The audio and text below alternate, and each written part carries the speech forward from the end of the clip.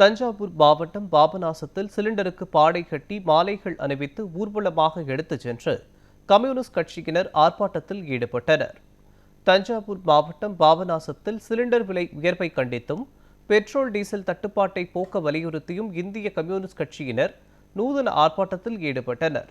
ஆர்ப்பாட்டத்தில் சிலிண்டருக்கு பாடை கட்டி மாலைகள் அணிவித்து ஊர்வலமாக கொண்டு சென்றனர்.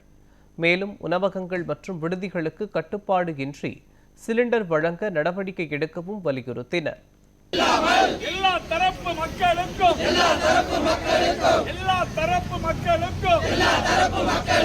எரிவாயு சிலிண்டரை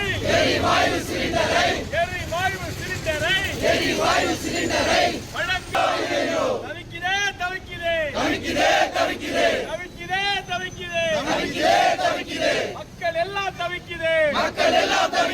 மக்கள் எல்லாம் தவிக்குதே.